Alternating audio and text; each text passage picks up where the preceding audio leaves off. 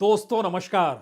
भारत की राजनीति का अमृतकाल, एक ऐसा काल जिसमें लोकतंत्र और संविधान को लेकर उठते हुए सवाल भी वक्त के साथ कैसे बदल जाएं, इसकी तैयारी इस दौर में अपनी चालों के जरिए सत्ता ने करके दिखा दी है।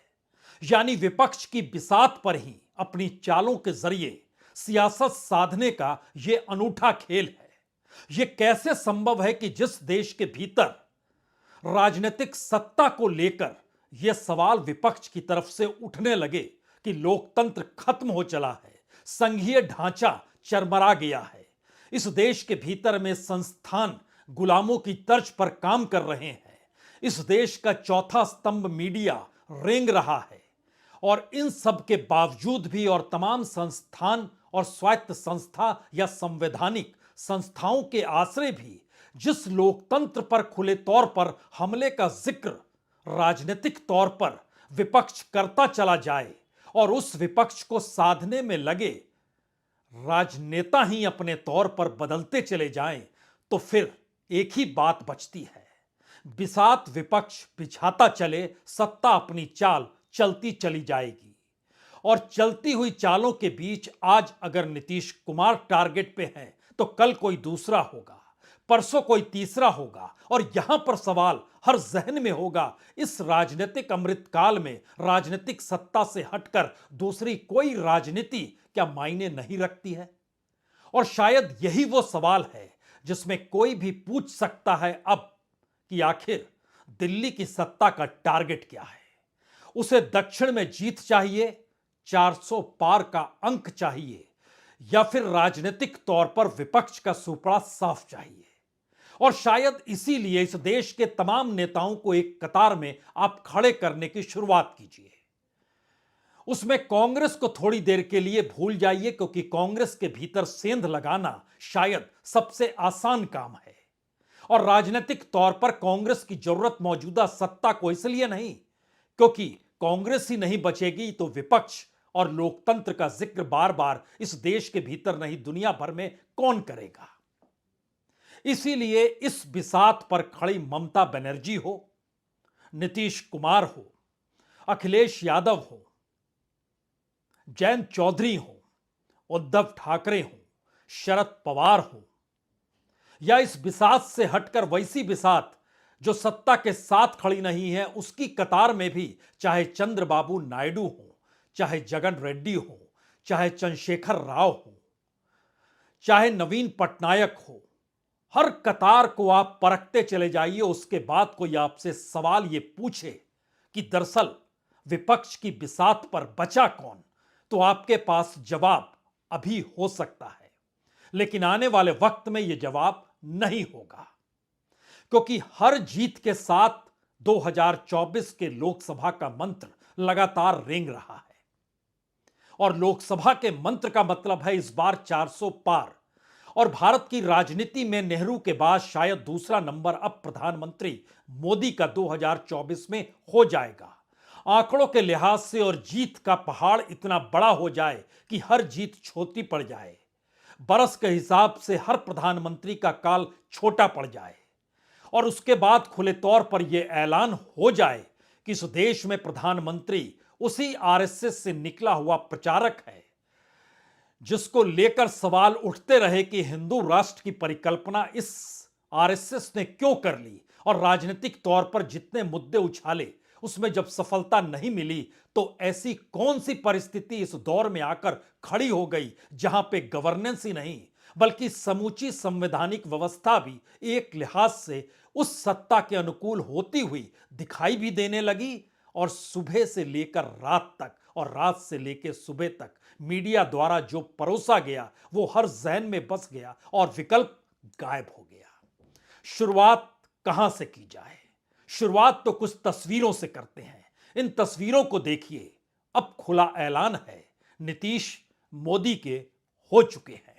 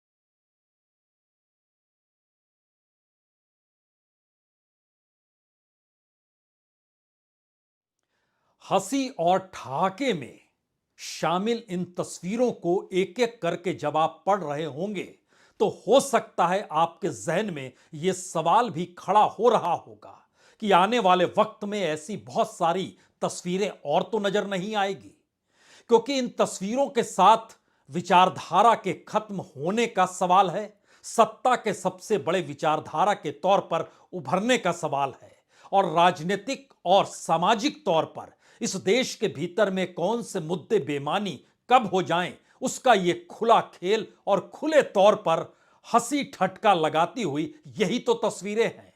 क्योंकि हर तस्वीर के साथ इस दौर में चुनाव जुड़ा है, हर चुनाव के साथ उस राज्य की लोकसभा की सीटें जुड़ी हैं, उस हर लोकसभा की सीट पर जीत की मोहर किसकी होगी इसका खुला ऐलान है। और शायद इसकी शुरुआत बिहार से हुई, नीतीश कुमार से हुई, जिन्होंने पूरी रचना इंडिया को लेकर, तमाम साथियों को लेकर, तमाम विपक्ष के छत्रपों को लेकर और गठबंधन के साथियों के साथ खड़े होकर जिस दिव्य दृष्टि से भारत की राजनीति को साधना चाहा, उसमें वह एक झटके में नतमस्तक नहीं हुए, बल्कि उनके सामने इतना घना अंधेरा था कि उसके भीतर के उजाले को वह समझने की भूल कर गए। या फिर हकीकत यही है, क्योंकि बीजेपी की तरफ से आज खुला ऐलान एक एक करके जो भी आया उसने यही कहा, अब बिहार की 40 में से 40 सीट हमारी होगी। उस हमारी में नीतीश कुमार शामिल होंगे या नहीं होंगे, अभी यह पलटने की परिस्थिति बची हुई है, और वह पलटेगी इसको भी आप लिख डालिए। लेकिन पहले सुनिए बीजेपी के नेताओं की उस हंसी और ठहाके को। और राजद की विदाई करके फिर से सुशासन स्थापित करने के लिए हम लोग संकल्पित हैं। सरकार बनाई है। भारतीय जनता पार्टी ने बिहार के हित में, बिहार के विकास के लिए, बिहार की सुरक्षा के लिए, बिहार की विधि व्यवस्था के लिए नीतीश जी के साथ मिलकर सरकार बनाएगी, और हम लोग बिहार में 40 की 40 सीट एनडीए जीतेगी, और फिर से 2024 में माननीय प्रधानमंत्री जी को फिर से तिबारे प्रधानमंत्री बनाने के लिए बिहार की 40 सीट एनडीए जीतकर उनके झोली में देगी। जब उसका प्रमुख सूत्रधार ये बोल रहा है तो कोई भविष्य था उसका क्या? कोई वैकेंसी नहीं है प्रधानमंत्री के पद की। भाजपा एनडीए की ऐतिहासिक विजय होगी लोकसभा में, और बिहार में 40 की 40। तो 40 सीटें आपकी हो गई। अब सवाल पश्चिमी उत्तर प्रदेश का है, जहां पर जयंत चौधरी हैं, उनकी घेराबंदी की शुरुआत क्या हो चुकी है, या अगला नंबर महाराष्ट्र का आएगा। महाराष्ट्र में उद्धव ठाकरे सबसे कमजोर नस हैं, राजनीतिक तौर पर बड़े मजबूत हो चले हैं, और राजनीतिक तौर पर बीजेपी और संघ की परेशानी यही है कि कितना भी वह ठाकरे परिवार को ध्वस्त कर ले, लेकिन हिंदुत्व का तमगा वह लिए रहते हैं। और जो मनोभाव इस दौर में महाराष्ट्र की राजनीति के भीतर उद्धव ठाकरे को लेकर चल पड़ा है, उसके सामने एकनाथ शिंदे कोई मायने रखते नहीं है। तो क्या षड्यंत्र कुछ इस तरीके से होगा जिसमें सवाल ठाकरे परिवार के सामने अपनी विरासत को सौंपने का आकर खड़ा हो जाए, और ये पूरे की पूरी चक्रव्यूह की परिस्थितियां एक झटके में आदित्य ठाकरे के इर्द गिर्द खड़े करने का षड्यंत्र की शुरुआत हो तो नहीं चली है। राजनीतिक तौर पर महाराष्ट्र के 48 सीट बड़े मायने रखते हैं, और राजनीतिक तौर पर 40 से ज्यादा संख्या 48 की होती है, और वैचारिक तौर पर हिंदुत्व और उसमें भी कट्टर हिंदुत्व के आश्रय राजनीति साधने की सोच महाराष्ट्र से ही निकलती है। तो क्या अगला कदम महाराष्ट्र की दिशा में जा रहा है, या फिर पश्चिमी उत्तर प्रदेश और महाराष्ट्र से हटकर उससे पहले ही एक निशाना पश्चिम बंगाल में डाला जा सकता है? क्योंकि राजनीतिक तौर पर अगर परखें तो पश्चिम बंगाल के भीतर बीजेपी दूसरी बड़ी पार्टी बन चुकी है। वह अपने बूते सत्ता में आ सकती है अगले चुनाव के बाद, यह परिस्थिति वो लगातार बना रही है। और दूसरी स्थिति यह है कि महाराष्ट्र के भीतर अपने बूते अभी भी वो सत्ता में आने की स्थिति में नहीं है। उसे सहयोग चाहिए, साथ चाहिए। लेकिन वहां पर जैसे ही उद्धव ठाकरे साथ खड़े होते हैं, लेकिन अगला सवाल होगा वो क्यों खड़े होंगे, और उसके आगे का सवाल होगा वह क्यों नहीं खड़े होंगे। इस क्यों नहीं और होंगे के बीच में दरअसल वही बिसात है जिसको राजनीतिक तौर पर बीजेपी बिछाती है और जिसके दायरे में ममता बनर्जी ने एक झटके में अपने बूते चुनाव लड़ने का ऐलान किया और नीतीश कुमार नतमस्तक हो गए। तो यह लाइन क्या नहीं जाएगी महाराष्ट्र तक? इसका एक अंदेशा जनता दल यूनाइटेड के नेता जो दिल्ली में बैठते हैं, केसी त्यागी, जो जिधर झुक जाते हैं उसी दिशा में वो तर्क गढ़ने लगते हैं। और ये तर्क गढ़ते गढ़ते आज वो इस बात की दिशा में चले गए कि सारे क्षत्रपों के पास तो वोट बैंक और राजनीति तो असल में कांग्रेस की ही है, और कांग्रेस अपने वोट बैंक को वापस चाहती है।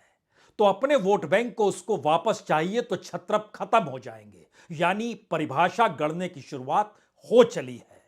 राजनीतिक तौर पर परिभाषा गढ़ने के लिए केसी त्यागी से बेहतरीन शख्स कोई हो नहीं सकता है, खास तौर से तब जब वो अपनी पहचान समाजवादी के लिए रहे, जिक्र लोहिया का करे और बार बार आंदोलन की शक्ल में अपने शब्दों को ढाले, लेकिन इस बात का जिक्र करने से चूक जाए कि आखिर कब लोहिया किस रूप में संघ के साथ खड़े हो गए, जनसंघ के साथ खड़े हो गए, या फिर चौधरी चरण सिंह का जिक्र करें तो उस सब खड़े हो गए। किस तरीके से राजनीति को साधा जाता है और राजनीति की दिशा को अपने अनुकूल किया जाता है, इसकी एक खुशबू केसी त्यागी ने आज दे ही डाली, जो शायद उस रणनीति और राजनीति का हिस्सा है कि अगले निशाने पर कौन आने वाला है। दरअसल जितनी भी गैर कांग्रेसी क्षेत्रीय दल हैं, चाहे वो लोक दल हो, चाहे सपा हो, चाहे बसपा हो, चाहे जेडीयू हो, चाहे आरजेडी हो, चाहे ममता बनर्जी की पार्टी हो, चाहे शरद पवार जी की पार्टी हो, ये सब दल कांग्रेस पार्टी से लड़ करके भारत की राजनीति में इन्होंने एक अपना स्थान बनाया है। कांग्रेस पार्टी अपने सर्वाइवल के दौर से गुजर रही है। पिछले 2 लोकसभा चुनाव में नेता प्रतिपक्ष के लायक भी उनके पास सांसद नहीं थे, लिहाजा वो क्षेत्रीय जो नेतृत्व है इन दलों का, उनको समाप्त करना चाहते हैं। वो इनके विकास में रोड़ा है। अब आप सोचिए सत्ता के निशाने पर कौन है, अगला नंबर किसका होगा? जब पूरी क्षत्रपों की कतार को ही कांग्रेस के खिलाफ खड़े करते हुए केसी त्यागी ने सिर्फ ये नहीं कहा कि ये सभी बीजेपी के साथ खड़े हो सकते हैं और एक वक्त खड़े हुए हैं, लेकिन बड़ा महत्वपूर्ण है इस दौर में इस देश के तमाम क्षत्रपों को गिनते चले जाइए। ममता बनर्जी एक वक्त एनडीए के साथ रह चुकी है, यानी एनडीए बर्दाश्त है, लेकिन इस दौर में मोदी सत्ता बर्दाश्त नहीं है। तो फिर इस सियासत को साधने में कितना वक्त लगेगा जब वो वहां से फिसल कर सीधे तौर पर यहां खड़ी हो जाए? नीतीश कुमार खड़े हो चुके हैं जो पहले के साथी थे।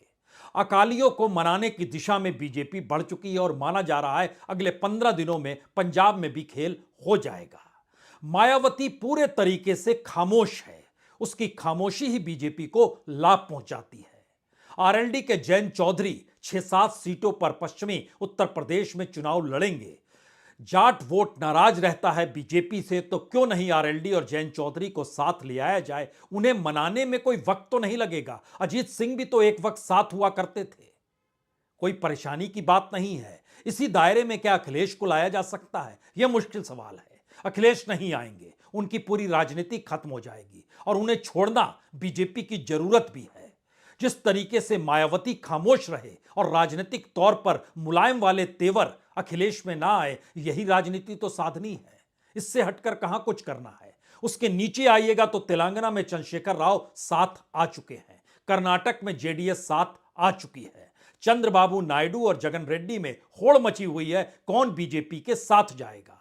और इस प्रक्रिया के भीतर हेमंत सोरेन भी तो एक वक्त बीजेपी के साथ जा चुके हैं, अब उन्हें 10वां नोटिस भी भेजा जा चुका है। शरद पवार की राजनीति कितने दिनों तक चलेगी, यह भी समझने की बात है, क्योंकि उनकी नब्ज महाराष्ट्र के जिन नौकरशाही पे रहती है और जिस पूंजी पर रहती है, उस पाइपलाइन को तो ही अपने अनुकूल करना है। एक झटके में वह भी डावाडोल हो जाएंगे, जिसकी शुरुआत किसी दूसरे से नहीं, उसी परिवार के उस भतीजे से हुई जिसके आश्रय सत्ता उन्होंने बदली और उसके बाद पोते के आश्रय चीजों को परखने की कोशिश की और वहां पर कोऑपरेटिव बैंक घोटाले में उनके पोते को भी दायरे में खड़ा कर दिया गया। राजनीतिक तौर पर यह सारी परिस्थिति बताती है बचा कौन, और बचने का नाम जैसे ही जहन में आपके आएगा, आप कहेंगे अच्छा, वामपंथी बच गए, कांग्रेसी बच गए, कुछ कश्मीर के नेता भी बच गए, तो फिर बीजेपी और सत्ता की तो जरूरत है कि यह साथ में आए ही नहीं। और शायद यही वो वजह है जिस वजह को परखने के लिए अब बहुजन समाज पार्टी के नेता के निशाने पर भी मौजूदा मोदी सत्ता नहीं बल्कि कांग्रेस है। जरा इसको भी सुनिए आप, मजा आएगा। कि भाजपा की सरकार बनाने में कांग्रेस की पूरी भूमिका राजस्थान में रही, मध्य प्रदेश में रही, और ऐसे ही चलता रहा जो अभी नीतीश जी के साथ बिहार में हुआ है। तो 2024 में बीजेपी की सरकार बनवाने की पूरी जिम्मेदारी कांग्रेस की रहेगी। कांग्रेस की वजह से बीजेपी की सरकार बनेगी। जी, यह बीएसपी के नेता हैं, मायावती के पार्टी के नेता हैं, और राजनीतिक तौर पर इस दौर में मायावती साइलेंट है, खामोश है। राजनीतिक तौर पर उनकी खामोशी बाकी दलित वोट बैंक में बीजेपी को सेंध लगाने की इजाजत दे देती है। और उत्तर प्रदेश की राजनीति में अगर मायावती खड़ी ही नहीं होती हैं तो बीजेपी लाभालाभ की स्थिति में है। आरएलडी निशाने पर है, वह कभी भी किसी दिन भी खबर के तौर पर आपके सामने परिस्थिति आ सकती है। महाराष्ट्र की राजनीति में ठाकरे परिवार को अपने अनुकूल करना उस प्रक्रिया के भीतर समाता है जहां पर आने वाले वक्त में नई पीढ़ी को और विरासत को जिसे सौंपने का है उसे ही कटघरे में खड़ा कर दिया जाए। यहां पर 2-3 सवाल और बड़े होते हैं। तो क्या विधानसभा में बीजेपी अब चुनाव जीतना नहीं चाहती है? और क्या वाकई एक झटके में लोकसभा चुनाव ही उसके लिए पहली प्राथमिकता बन चुके हैं? दरअसल 2024 का बरस बड़ा ही महत्वपूर्ण है। मई के महीने में जैसे ही ऐलान इस बात का हो जाएगा कि मोदी चुनाव जीत गए, तीसरी बार जीत गए, उसके बाद संघ का शताब्दी समारोह शुरू हो जाएगा। 2025 में 100 बरस पूरे होंगे संघ के, जो 1925 में बनी थी, और 100वें बरस में इस देश के प्रधानमंत्री रिकॉर्ड तोड़ते हुए नजर आ रहे होंगे, देश के पहले प्रधानमंत्री का। आंकड़ों के लिहाज से वह राजीव गांधी का भी रिकॉर्ड टूट रहा होगा, जहां 400 प्लस से ज्यादा का आंकड़ा हो। और इससे हटकर कोई टारगेट क्या हो सकता है जीवन में कि सब रिकॉर्ड हमारे नाम हो जाए, क्योंकि इस दौर में संसद भवन तो हम ही ने बना दिया। इस दौर में वो तमाम इमारतें हो, चाहे रेलगाड़ी के तौर पर चलने वाला परिवहन व्यवस्था हो, हर चीज बिल्कुल नई है और नए तरीके से इंडिया बन रहा है। तो ऐसे में कौन सा विजन और कौन सी दृष्टि कांग्रेस के पास होगी जो विकल्प के तौर पर इस देश के सामने रख दे? क्योंकि बार बार अलग अलग तरीके से वो फिसल जाती है और हर मौके पर वो रिएक्ट कर जाती है, और वह अपनी विरासत, अपने संघर्ष, अपनी विचारधारा और अपनी सत्ता संभालने की कुवत को भूल जाती है। क्योंकि इस दौर में नेताओं की जो पूरी फहरिस्त कांग्रेस के भीतर है, उसके कांधे पर पुराने वक्त का कहीं ना कहीं भ्रष्टाचार भी है और जनता से उनके सरोकार भी नहीं है। यह बात इसलिए क्योंकि अगर राहुल गांधी को आप छोड़ दीजिए, जिसने सत्ता उस रूप में नहीं भोगी जहां पे उन्हें सरकार चलानी पड़े, परिवार ने जरूर भोगी, लेकिन उनके इर्द गिर्द के तमाम कद्दावर नेताओं को देखिए तो हर की फाइल क्यों मौजूद है पीएमओ में। वो कितने भी बड़े ताकतवर शख्स के तौर पर हो, सबसे बड़े ताकतवर के तौर पर तो भूपेंद्र सिंह हुड्डा हैं जो हरियाणा के हैं। एक इशारे पर उन्हें दिल्ली दौड़कर आना पड़ेगा, नतमस्तक होना होगा, अन्यथा वो जेल में होंगे। यह फाइल भी उनकी पड़ी है, तो फिर बचता कौन है? अशोक चौहान महाराष्ट्र के भीतर में, उनकी फाइल भी तैयार है। भूपेश बघेल फंसे हुए हैं। इन सारी परिस्थितियों में एक एक नेता को छोड़ते तोड़ते हुए जब आप उस कटघरी और उस कोठरी के इर्द गिर्द पहुंचेंगे जो कि इस दौर में गांधी परिवार के इर्द गिर्द खुद को बड़ा ताकतवर बनाता है और बताता है राजनीतिक तौर पर वो कितना कमजोर और कितना आश्रित है, गांधी परिवार पे नहीं, अपनी फाइल और अपनी पूंजी को बचाने के लिए सबका पेट भरा हुआ है, सबके पास बहुत संपत्ति है और वो उसे गंवाना चाहेंगे नहीं, तो संघर्ष कर कैसे पाएंगे? और संघर्ष करते हुए राहुल गांधी के इर्द गिर्द ही समूची कांग्रेस टिक जाती है और इसीलिए प्रतिक्रिया तुरंत निकल कर आती है और हर कोई प्रतिक्रिया देने की होड़ में रहता है। आज भी तो यही हुआ। नीतीश कुमार को लेकर चाहे मल्लिकार्जुन खड़गे हों, चाहे इनके राष्ट्रीय प्रवक्ता जयराम रमेश हों, क्या कह रहे थे ये सुन लीजिए। जो अपना राजनीतिक रंग हर समय बदलते रहते हैं वक्त के अनुसार, इनसे और बड़ा अवसरवादी नेता मैंने नहीं देखा है मेरे लंबे राजनीतिक जीवन में। मेरे ये चौथी बार वो अपना रंग बदल रहे हैं, इसीलिए मैं कहता हूं वो गिरगिटों को अच्छा कड़ा टक्कर दे रहे हैं। लेकिन इंडिया गठबंधन की जितनी मीटिंग हुई उसमें किसी एम्बिशन के बारे में, अपने बारे में उन्होंने बात उन्होंने कभी नहीं कहा। उन्होंने कभी नहीं कहा। उन्होंने कभी नहीं कहा। पटना में पहली बैठक उन्होंने ही तो बुलाई थी, सभी पार्टियों का निमंत्रण उन्हीं के तो गया था। पटना में हुआ था 23 जून को। था, लेकिन ये सूचना तो हमको बिहार के डिप्टी चीफ मिनिस्टर और लल्लू प्रसाद दोनों ने दिए थे और आज वो सच हुआ। ऐसे देश में तो बहुत से लोग हैं, आया राम गया राम, बहुत लोग। तो किसी ने गिरगिट कहा, किसी ने आया गया राम कहा, लेकिन सवाल है ऐसे मौके पर इस देश की सबसे पुरानी पार्टी और इस देश के भीतर में हर प्रांत में फैली हुई कांग्रेस के सामने इस देश को लेकर और एक अदद नीतीश कुमार को लेकर ही क्या कोई दृष्टि बची नहीं है?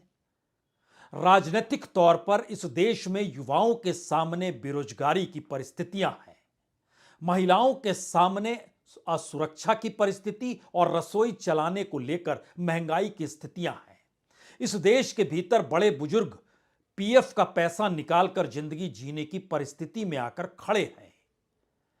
हर मुद्दे को लेकर चाहे बैंकों के भीतर का खोखलापन हो, इस दौर में आरबीआई का सरकार के अनुकूल हो जाना हो, इस देश के भीतर में नौकरशाही और जजों तक को लेकर सवाल उठने लगे हों, हर वो मुद्दा आपके जहन में जो भी इस देश के भीतर रेंग रहा हो, चाहे इस देश में एजुकेशन और हायर एजुकेशन को लेकर इस देश को छोड़कर भागने वाले बच्चों की तादाद इतनी बढ़ चुकी हो और दूसरी तरफ इस देश में रईस भी अब बिजनेस करना नहीं चाहते हैं और टैक्स की मार कितनी जबरदस्त है और पूरे देश के भीतर में सब्सिडाइज रेट पर भूखी जनता को किसी भी हालत में अनाज मिल जाए, एक ऐसी व्यवस्था जब खड़ी है तो देश आने वाले वक्त में कैसा हो यह कोई बताने की दिशा में जा नहीं पा रहा है।